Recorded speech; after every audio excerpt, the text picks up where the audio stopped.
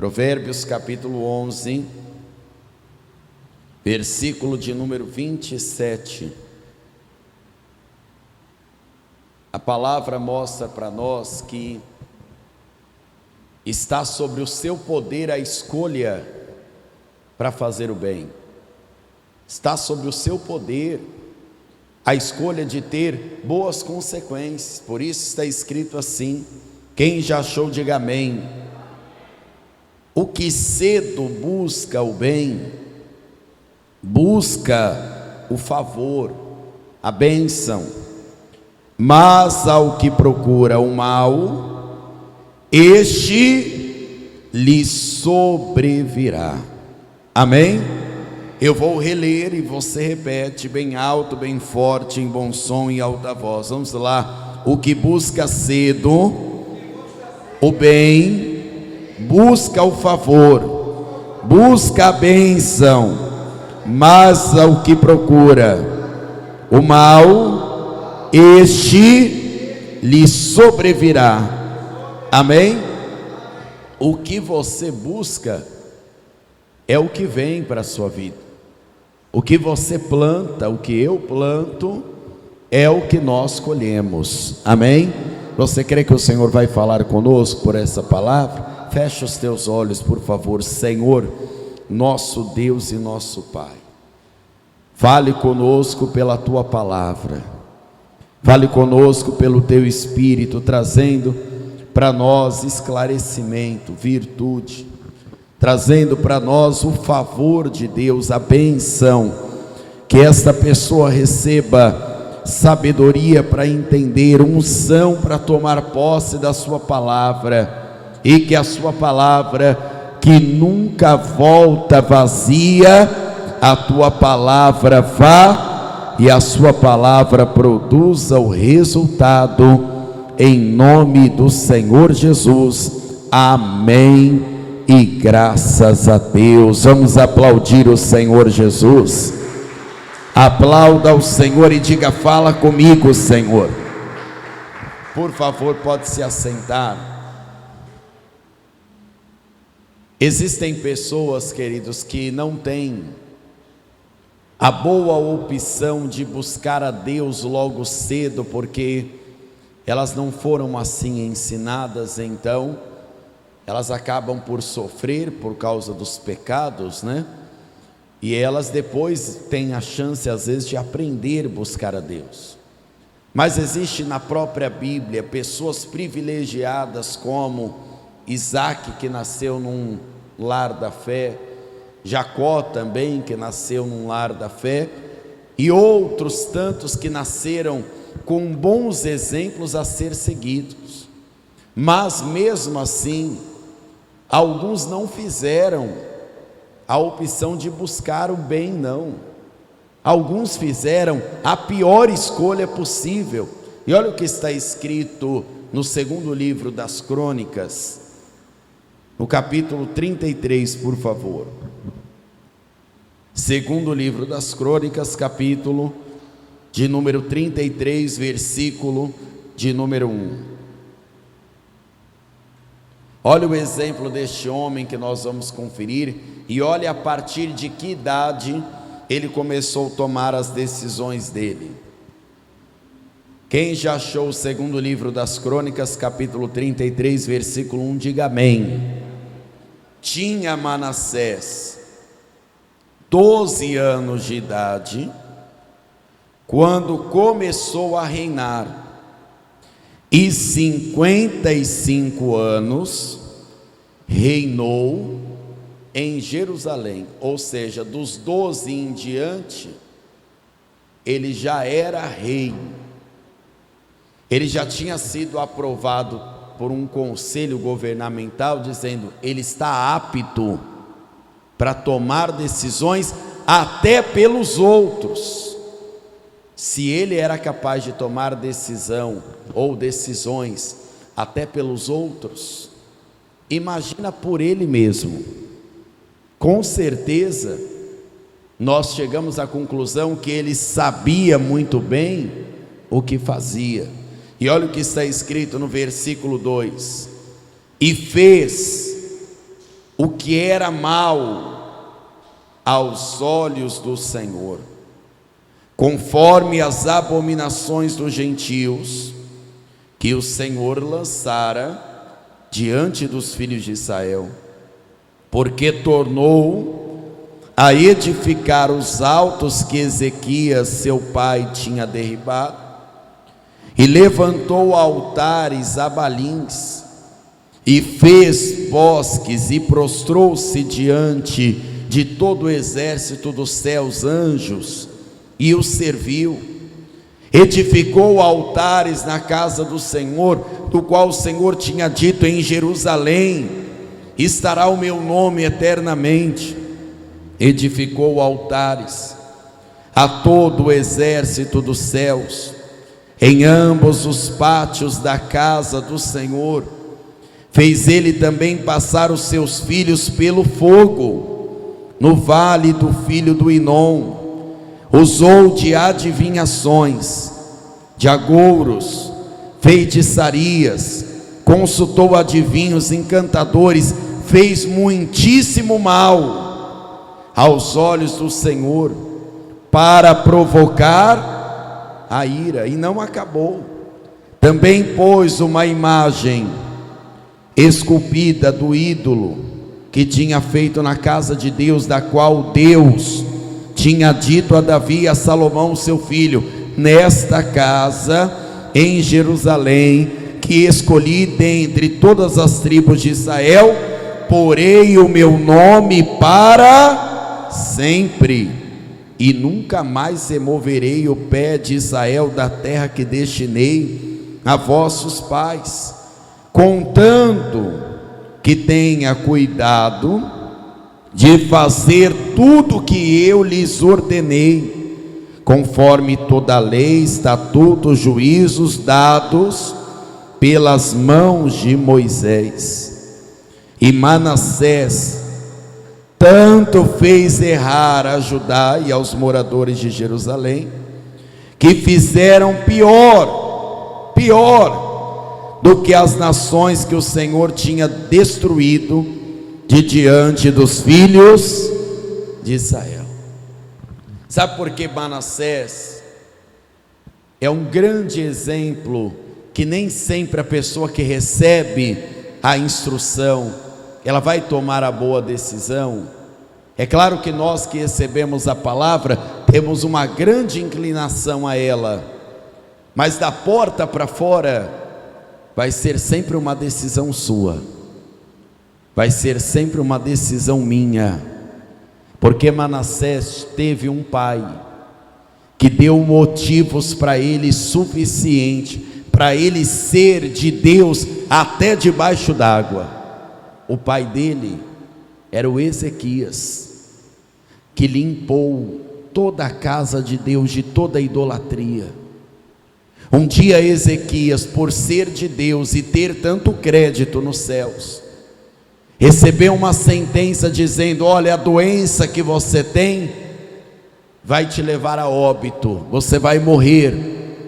O Ezequias virou o rosto para a parede e começou a orar dizendo: Senhor, lembra do que eu fiz para o Senhor, lembra das minhas obras, lembra da vida que eu tive contigo.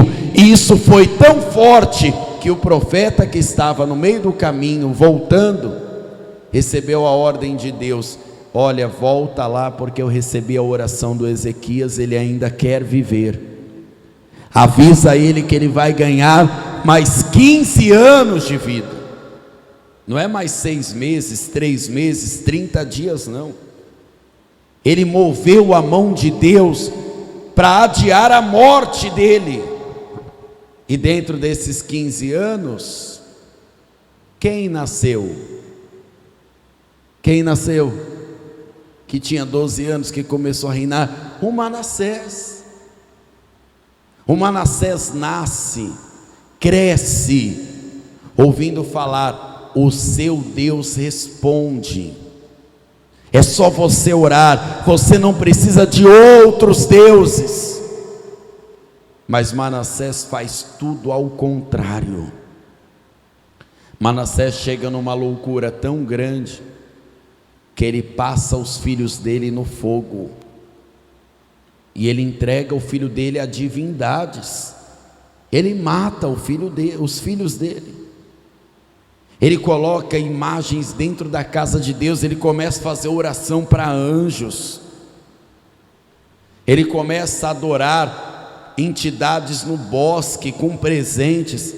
É por isso que quando nós falamos que a árvore do Natal não é cristã, é porque nessa época os bosques recebiam presentes e dizia que as entidades vinham consumir aquelas ofertas, porque você não vai encontrar árvore de Natal na Bíblia. Quando nós falamos, não é para ferir a sua cultura, é para mostrar para você que não faz sentido cristão. E eu sei que tem gente que às vezes fica chateada, né? Porque a pessoa não quer entender. Manassés também não queria entender. Não pense que foi falta de aviso, não.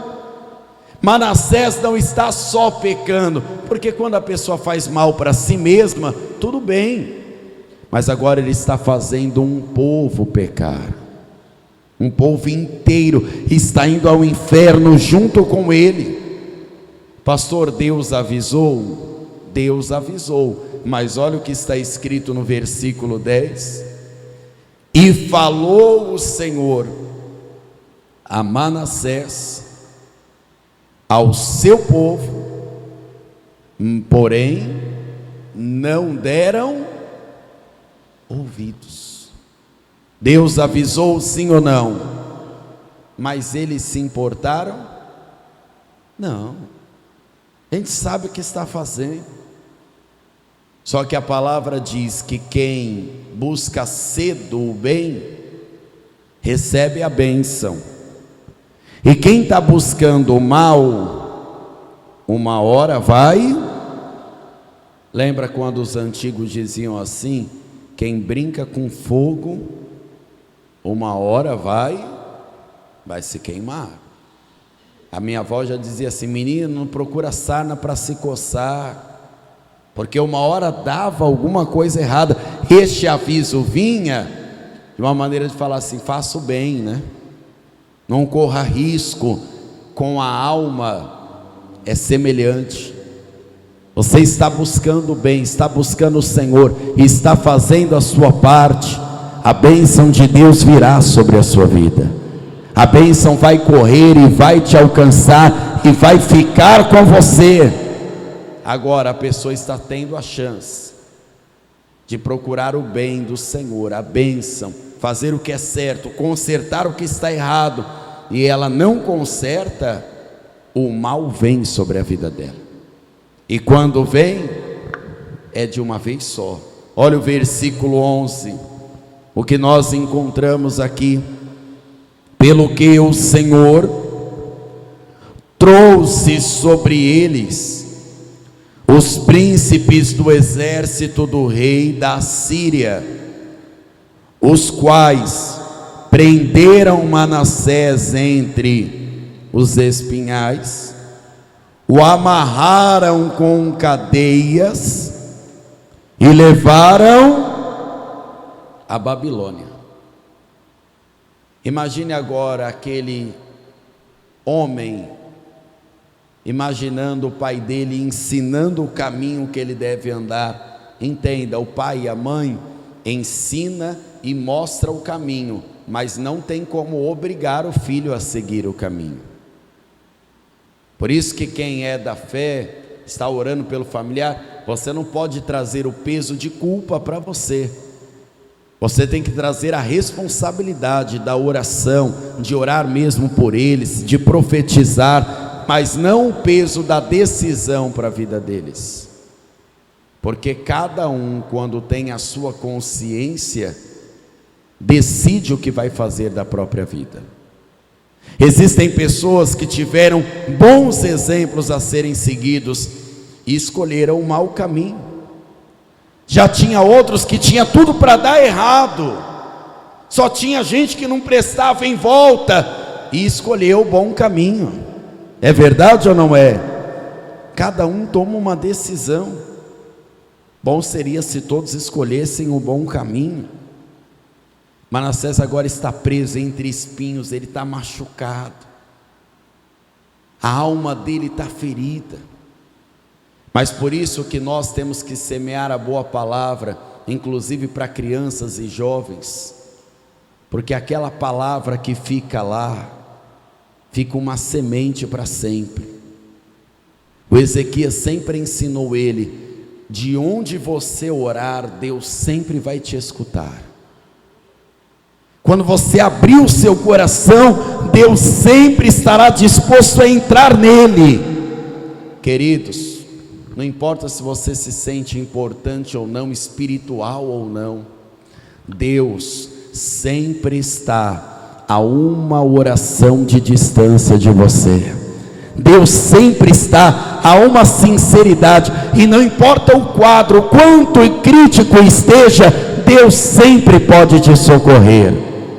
E ele começou a lembrar, amarrado igual um animal que ele estava, ele começou a lembrar: meu pai falou que se eu falar com Deus, Deus vai me ouvir.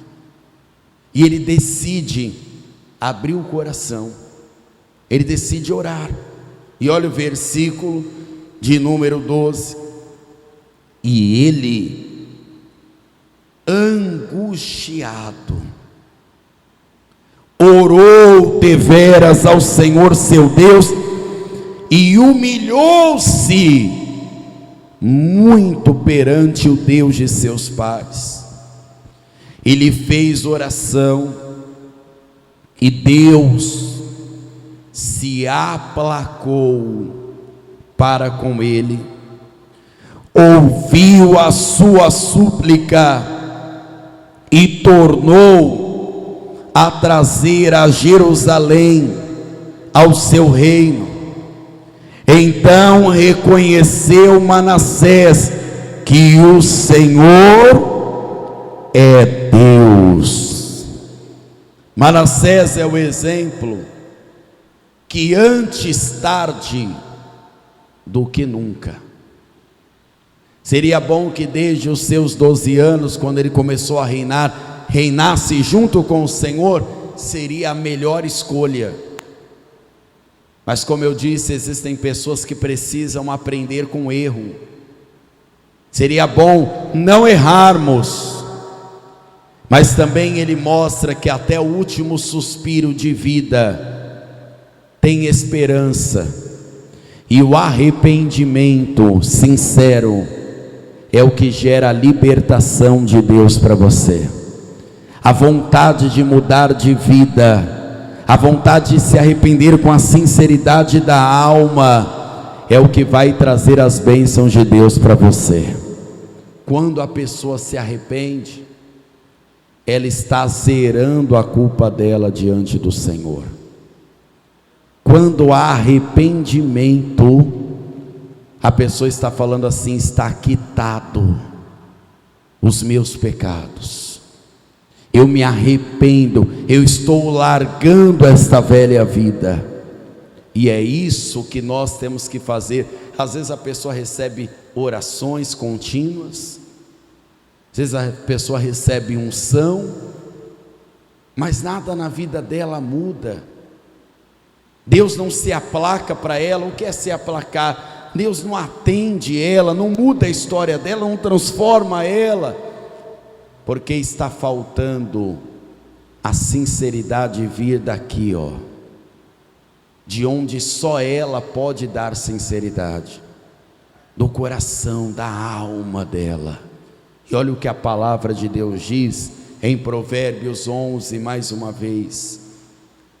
Abra a palavra de Deus em Provérbios, capítulo de número 11,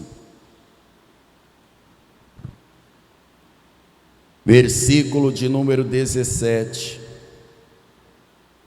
O homem benigno recebe, faz o bem à sua própria alma, mas o cruel perturba a sua própria carne. Amém? Fiquem de pé, por favor. Pega as suas coisas, seus pertences, vem aqui à frente, por favor. Pegue os seus pertences, sua bolsa, o que você trouxe, vem aqui que nós vamos fazer uma oração juntos.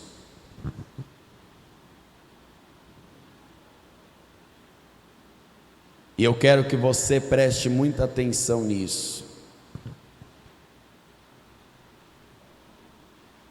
O arrependimento é a chave para toda a libertação. Não adianta a pessoa, ela vir para o altar e ela falar assim: não, mas eu só quero uma unção, eu quero só uma oração.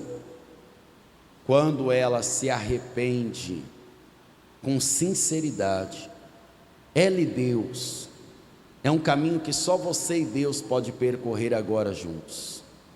Ninguém pode se arrepender por você.